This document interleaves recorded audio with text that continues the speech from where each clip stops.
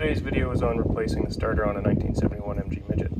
The reason I'm replacing the starter is because the starter that's in my car is sounds like it's a little bit weak to me, and when I was doing some work recently, the positive wire on the back of the starter, the post, if you moved it just a little bit, it seemed like the connection became intermittent. The nut was tight, but the post inside, something seems to have been loose. And I know that the commutator, which is the piece the brushes rub against, is pretty worn on this starter, so I'm replacing it. I got one for about, I think it was about $40, so it's pretty inexpensive for a brand new starter. So I'm going to take that one out, replace it. There are two bolts to remove, one on top and then there's one underneath. You have to get your arm way down underneath, but it's not too hard to disconnect that, and then the starter just drops a little bit and you can reach in and pull it right up by the generator and the air tube here, and then the next one goes in just the same. So we'll come back when the new one is installed. There's really not a whole lot to it. Those two bolts and the bolt on the positive wire, or the nut on the positive wire.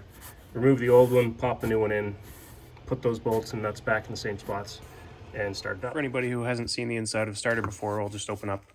I'm not going to disassemble the entire starter and the whole starter, but just so you can see one of the reasons why I'm changing this starter.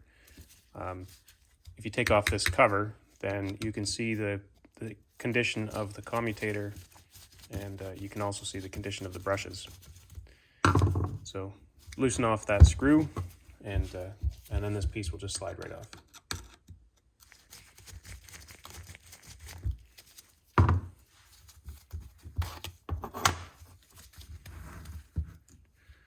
So that shiny copper piece inside there that spins like that, you can see there are little grooves cut into the copper, and those grooves are attached, or the grooves separate the individual pieces of copper so that different windings can be energized at a time. And it's a little hard to see on mine, but let's see if I can zoom in on this a little bit. But my commutator is no longer flat, and to fix that you would need to have a lathe or something that would allow you to spin this up and then machine that commutator flat again. So replacing it with a $30 spare was a good idea. And this piece comes off too. If your starter is ever stuck, if it just gets old and worn and stuck, you can grab onto this piece here with a wrench and turn it, and sometimes free up a stuck starter gear. And this should spin back just like this. This one is a little bit weak, but it's not too bad. The new one was a lot nicer, and the new one seems to work great. So anyway, if you're having troubles with your starter, you can fully disassemble it. Just take out these two bolts right here, and they come right all the way through to the face right there. And then this whole piece slides out. You don't need to disassemble this at all. And you can take this out and you can inspect the condition of your windings and see if anything's burnt. And if this is still straight on yours, if the commutator is still straight across, then you can clean that up with some emery cloth or really fine sandpaper. And then just make sure you blow it out really well and clean it maybe with some brake cleaner or something, because you don't want to have these individual sections shorting out together. There's the inside of the starter, and you can see this piece here, the commutator, is worn very heavily on mine.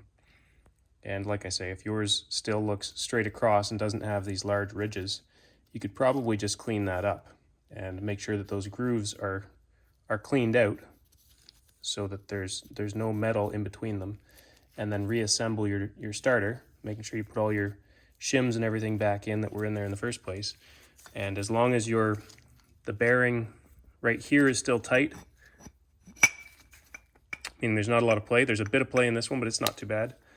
This was the main problem with mine. And I also did find that there was the post, which I knew was loose, was actually completely disconnected from that little piece right in there, which looks like originally it was soldered on, and mine has come completely disconnected. And it was loose before I pulled this out. But to just clean up the commutator, you don't have to pull this whole section out. You can slide this out of the housing and clean up the commutator, and then slide it back in again.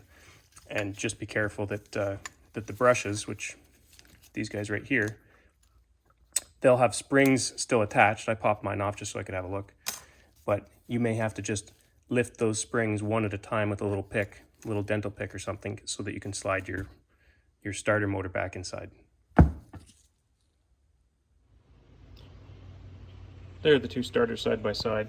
They're pretty similar, but the castings are just a little bit different. I did take a couple of measurements for the distance between the gear and where it sits against the plate that mounts on the engine to the transmission, and because they're a little different, but the dimensions are about the same. So hopefully these two starters work the same. Okay, the starter's installed. Just gonna fire it up so you can hear how it sounds.